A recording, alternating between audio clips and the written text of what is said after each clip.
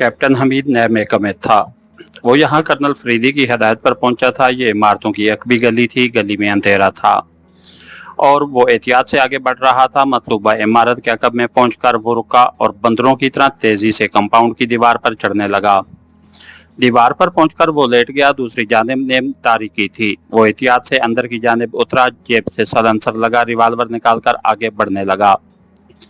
इमारत की एक भी जानिब एक दरवाजा था जो बंद नजर आ रहा था। वो दबे पांव चलता हुआ दरवाजे के पास पहुंचा। उसने दरवाजे से कान लगाकर अंदर की सुनगुन लेने की कोशिश की, लेकिन कोई आवाज न सुनाई दी। तब उसने हैंडल घुमाया और दरवाजा खुलता चला गया। दूसरी जानिब एक तवील राहदारी थी और राहदारी में 4 फौजियों के जिस्म मुख्तलिफ जगहों पर पड़े थे। हमीद को हैरत हुई। वो अंदर दाखिल हुआ और दरवाजा आहिस्ता से बंद करके दबे पांव आगे बढ़ने लगा। राहदारी में कई कमरे थे, लेकिन सबके दरवाजे बंद नजर आ रहे थे। वो मुहाफिजों के करीब से गुजरा। वो बेहोश मालूम होते थे। हमीद एक दरवाजे पर जा रुका जिस पर लेबॉर्ट्री लिखा था। उसने हैंडल पकड़कर घुमाया तो दरवाजा खुलने लगा। उसने थोड़ा सा दरवाजा खोलकर अंदर झांका। अंदर गहरा अंधेरा फैला हुआ था। उसने अंदर दाखिल होकर दरवाजा बंद किया और जेब से एक पेंसिल टार्च निकालकर रोशन की। उसने टार्च की महदूद रोशनी इधर उधर डाली। फिर सामने मगरबी दीवार के साथ रखी अलमारियां देखकर उसने सर हिलाया और अलमारियों की तरफ दबे पांव बढ़ने लगा। अभी वो अलमारियों से 3 कदम पीछे ही था कि अचानक उसकी गर्दन से रिवाल्वर की नाली आ लगी और वो बेसाख्ता उछल पड़ा। खबरदार, हरकत मत करना। रिवाल्वर बेआवाज है। अकब से एक सर्द सी आवाज सुनाई दी। हमीद ने कुन अखियों से पीछे देखा। पेंसिल टार्च के उजाले में उसे अकब में एक स्याहपोश दिखाई दिया। रिवाल्वर फर्श पर डाल दो, स्याहपोश ने तकमाना लहजे में आहिस्ता से कहा। हमीद ने एक लम्हा के लिए सोचा कि यकीनन फौजियों को इसी स्याहपोश ने बेहोश किया होगा। उसकी अलमारियों के पास मौजूदगी से अंदाजा होता था कि वो अलमारियों की तलाशी ले चुका था या लेने वाला था और गालबन अभी तक अपने मकसद में कामयाब नहीं हुआ था, वरना हमीद से टकराने की बजाय वो खामोशी से निकल जाने की कोशिश करता। हमीद ने रिवाल्वर आराम से फर्श पर डालकर हाथ बुलंद कर दिए। स्याहपोश ने उसके हाथ से पेंसिल टार्च छीनकर उसके चेहरे पर रोशनी डाली। तुम कौन हो? उसने आहिस्ता से पूछा। चोर, लुटेरा, हमीद ने इत्मीनान से जवाब दिया। बकवास मत करो, हकीकत बताओ, स्याहपोश आहिस्ता से घुराया। ठीक उसी लम्हे हमीद ने हरकत की और यकदम आगे की तरफ झुककर एड़ियों के बल घूम गया। उसके साथ ही उसने स्याहपोश के पेट में टक्कर रसीद की। सर की जरब खाकर स्याहपोश कराता हुआ पीछे की जानिब लड़खड़ाया और उसके हाथ से टार्च गिर गई।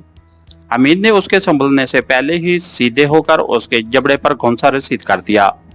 स्याहपोश के हाथ से रिवाल्वर गिर गया और वो करीबी मेज से जा टकराया। इत्तेफाक से मेज खाली पड़ी थी, वरना शायद उस पर रखी कोई चीज फर्श पर जा गिरती। हमीद दोबारा उस स्याहपोश के पेट में घुंसा रसीद करना चाहता था, लेकिन स्याहपोश यकदम दाईं जानिब हट गया और उसने हमीद के पहलू में घुंसा रसीद कर दिया।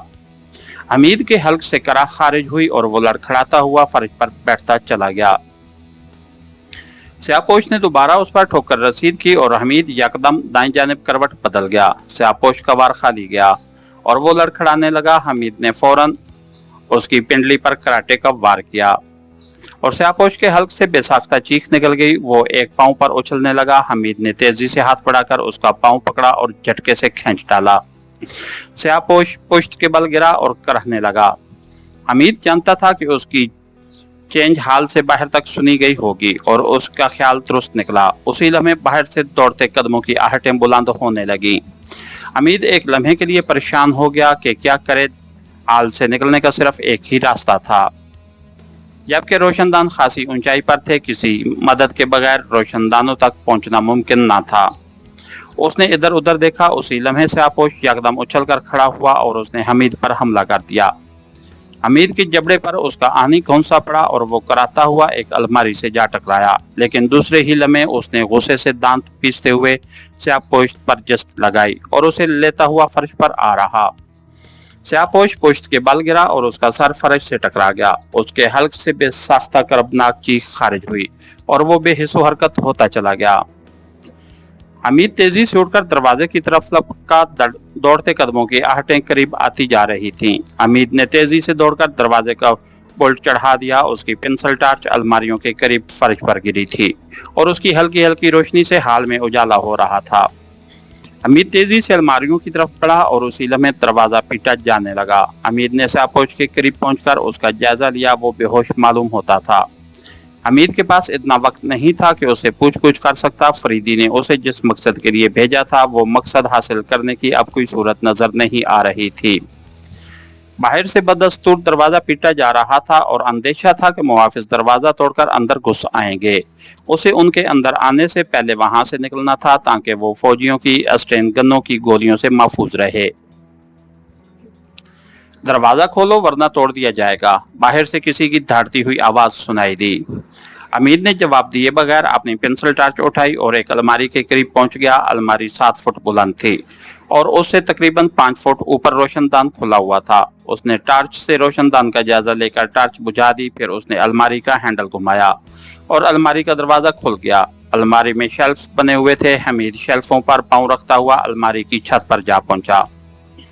खुले रोशनदान से बाहर आसमान पर चमकते सितारे नजर आ रहे थे। वो खड़ा हो गया। अब रोशनदान उसके चेहरे के लेवल पर था। बाहर से दरवाजा मुसलसल पीटा जा रहा था। हमीद ने रोशनदान की चौखट पर दोनों हाथ जमाए, लेकिन फिर फौरन ही उसके ज़हन में आया कि शाहपोश कौन है। कम अज कम उसकी शक्ल तो देख ली जाए। चुनांचे वो जल्दी से अलमारी से उतरा और पेंसिल टार्च रोशन करके उस तरफ बढ़ा जहां शाहपोश बेहोश पड़ा हुआ था। लेकिन वहां पहुंचकर वो बेख्तियार उछल पड़ा। शाहपोश अपनी जगह से गायब था। उसने जल्दी से रोशनी इधर उधर फेंकी, लेकिन शाहपोश कहीं नजर न आया। न जाने वो कहाँ छुप गया था। हमीद ने मायूस होकर सर झटका और वापस चल दिया। ठीक उसी लम्हे किसी ने उस पर छलांग लगाई और उसके हाथ से टार्च निकलती चली गई। इसके साथ ही हमारी आज के एपिसोड का इख्तिताम हुआ। कहानीगर चैनल को लाइक कीजिए, सब्सक्राइब कीजिए और बेल आइकन को प्रेस कर दीजिए ताकि हर आने वाली नई वीडियो आप तक बर वक्त पहुंच सके। शुक्रिया।